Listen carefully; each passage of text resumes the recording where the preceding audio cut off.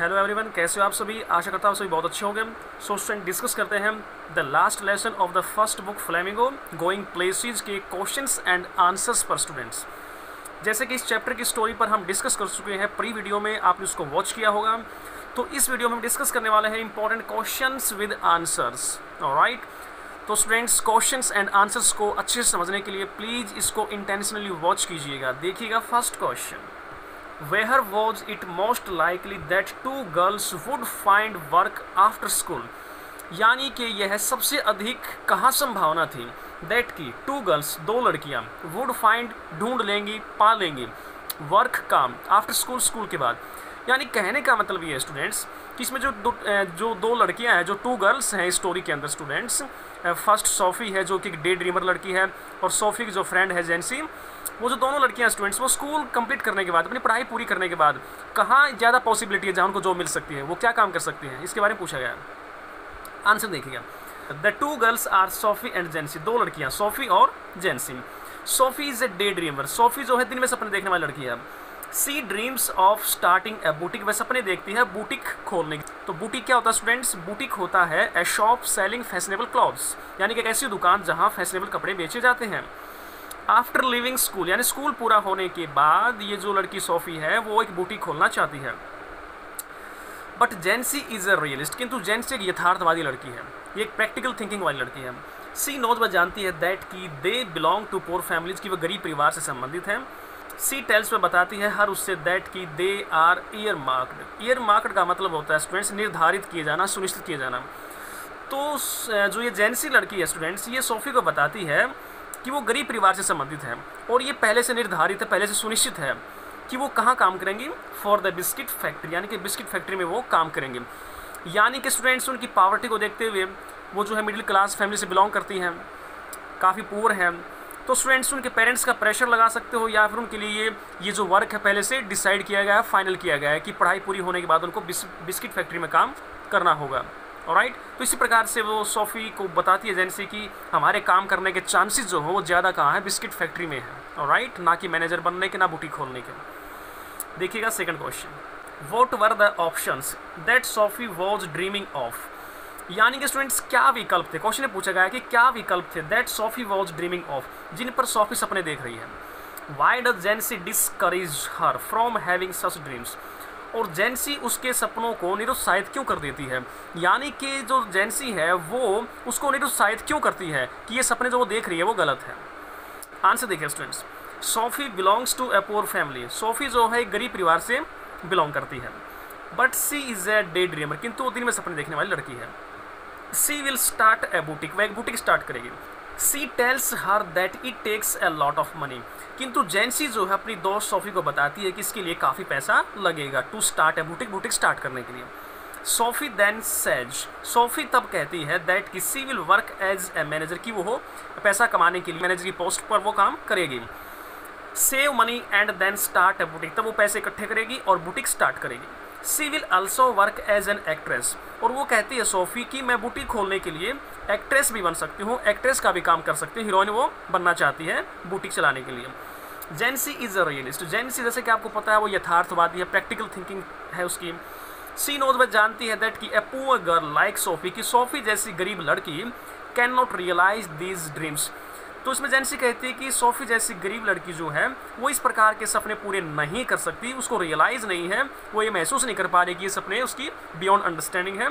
सो सी डिस्करेजेज हर, इसलिए जेंसी उसको डिस्करेज कर देती है, निरुत्साहित कर देती है। ओके स्टूडेंट्स, देखिएगा third question, does Geoff believe what Sophie says about her meeting with Danny Casey. क्या जियोफ विश्वास करता है सोफ़ी पर, जो सोफ़ी कहती है अपने भाई जियोफ को कि वह डैनी केसी से मिली थी। कहने का मतलब क्या है कि जब सोफ़ी अपने भाई जियोफ को कहती है कि वो डैनी केसी से मिली थी, तो क्या उसका भाई उसकी बातों पर बिलीव करता है या नहीं करता है। देखिएगा ये सारे क्वेश्चंस के जो आंसर मैं आपको बता रहा हूँ स्टूडेंट्स, ये आप जो प्री वीडियो अगर आपने वॉच की है तो जो उसका डिटेल्ड समरी था स्टूडेंट, जो मैंने पॉइंट्स में डिवाइड किया था, वहाँ वो कंप्लीटली वहाँ लिखा गया है। तो यदि आप उस डिटेल्ड समरी को प्रॉपरली अंडरस्टैंड कर लेते हो स्टूडेंट्स, तो फिर क्वेश्चंस के आंसर्स में कोई डिफिकल्टी नहीं रहती है। राइट, तो सबसे पहले आप इसकी जो है प्री वीडियो वॉच कीजिएगा जहाँ हमने डिटेल्ड समरी पर डिस्कस किया है, उसके बाद क्वेश्चन आंसर्स बहुत आसान हो जाएंगे आपके लिए। देखिएगा answer, Sophie tells her brother Geoff, Sophie जो अपने भाई जियोफ को बताती है दैट कि सी मैट डैनी केसी, वो डैनी केसी से मिली थी। Geoff does not seem to believe, Geoff जो है प्रतीत नहीं होता उस पर विश्वास करता हुआ। He looks around abruptly in disbelief, वह देखता है अराउंड अपने चारों तरफ, अब्रप्टली अचानक, इन डिसबिलीफ अविश्वास से। ही सेज, वह कहता है इट इज़ नेवर ट्रू, ये सच नहीं है। देन ही सेज, तो वह कहता है आई कांट बिलीव इट, मैं इस पर विश्वास नहीं कर सकता कि तुम उससे मिली हो। In order to make sure, यानी कि इस बात को सुनिश्चित करने के लिए कि वह उससे मिली है, सी हैज़ मेट हिम, कि वह उससे मिल चुकी है। ही आस्क्स हर, वह उससे क्वेश्चन पूछता है कि what does he look like, वो कैसा दिखता है। यानी कि जब वो उसको इतना एम्फेसाइज कर रही है कि मैं उससे मिली हूँ, अपनी बातों को वो स्ट्रांगली जो है प्रूव करने पर लगी हुई है, तो उसका भाई जो वो कहता है कि ठीक है मैं मान लेता हूँ तुम उससे मिली हो, लेकिन वो इस बात को श्योर करना चाहता है। और श्योर करने के लिए वो उससे पूछता है कि चलो बताइए आप उससे मिले हो तो वो कैसा दिखता है, यानी कि पास से वो कैसा दिखाई देता है। राइट स्टूडेंट्स, तो इसके आंसर में आपको ये समझ आया है कि वो देखो बिलीव करता भी है, लेकिन अपने बिलीफ को श्योर करने के लिए अपने आप को वो उससे क्वेश्चन भी पूछता है इस प्रकार का, और इसका वो आंसर भी देती है। तो जियोफ को विश्वास हो जाता है, यानी कि प्रॉपरली तो विश्वास नहीं होता है, लेकिन उसको लगता है कि हाँ शायद ये मिली होगी, और उसके फादर को तो बिल्कुल विश्वास नहीं होता स्टूडेंट्स। राइट, देखिएगा fourth question, how does Sophie include her brother Geoff in her fantasy of her future, यानी कि इसमें क्या पूछा गया स्टूडेंट्स कि सोफी अपने भाई को, अपने एल्डर ब्रदर जियोफ को कैसे इंक्लूड करती है, शामिल करती है, इन हर फैंटेसी ऑफ हर फ्यूचर, अपने जो भविष्य की जो कल्पनाएं वो करती है उनमें कैसे शामिल करती है। Sophie's brother Geoff speaks very little, Sophie का भाई जियोफ बहुत कम बोलता है, बहुत ही इंट्रोवर्ट वो लड़का है। Sophie feels that when he is not speaking, Sophie महसूस करती है कि जब वो नहीं बोल रहा होता है, इट इज एज दो, तो यह मानो ही इज अवे समवेयर, कि वो कहीं चला गया है, इन हिज थॉट्स, अपने विचारों में। दीज प्लेसेज, ये स्थान कहाँ चला गया वो, ये स्थान have a special fascination for Sophie, ये स्थान जो है सोफी के लिए स्पेशल, विशेष तौर पर, फैसिनेशन का मतलब क्या होता है, आकर्षण या सम्मान रखते हैं। जिन स्थानों पर वो चला गया वो स्थान सोफी के लिए अपना अलग से बहुत अधिक इंपॉर्टेंस रखते हैं, एक आकर्षण रखते हैं, फैसिनेशन रखते हैं। सी विशेष वह चाहती है, उसकी इच्छा है, हर ब्रदर, उसका भाई जो जियोफ है, would some day take there with him, कि वो अपने साथ उसको कभी ले जाएगा वहाँ उन स्थानों पर। इन हर इमेजिनेशन, अपनी कल्पना में। सोफी देखती है हरसेल्फ, अपने आप को, राइडिंग देयर बिहाइंड जियोफ, और सोफी कल्पना करती है कि उसका भाई जियोफ जो है वो घुड़सवारी कर रहा है, उसके पीछे बैठी हुई है। सी इमेजिन्स, वह कल्पना करती है दैट कि सी इज़ वियरिंग, वह पहने हुए है येलो ड्रेस, तो कल्पना में स्टूडेंट्स वो ये भी देखती है कि वो येलो ड्रेस पहने हुए हैं, and a kind of cap, और एक प्रकार की टोपी पहने हुए हैं, and her brother is wearing, और उसका भाई जो वो पहने हुए हैं न्यू शिनिंग। देखिए स्टूडेंट्स, SHINNING, इसका प्रोनाउंसिएशन जो होता है वो होता है शिनिंग, और शिनिंग एक वर्ब के रूप में काम करता है, लेकिन यहाँ हम इस एन को हटा देते हैं क्योंकि यहाँ शिनिंग नहीं होगा, शाइनिंग होना चाहिए स्टूडेंट्स। राइट, लेकिन अगर एन लगाता हूँ तो भी ये यूजलेस नहीं है, मीनिंगलेस नहीं है, तब इसका मीनिंग बनता है दौड़ना, एक वर्ब के रूप में काम करता है।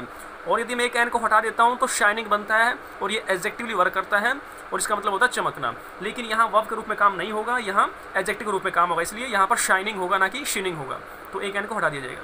Is wearing new shining black leather dress, तो वो उसको देखती है अपने भाई को कि चमचमाती हुई ब्लैक कलर की चमड़े की ड्रेस पहने हुए।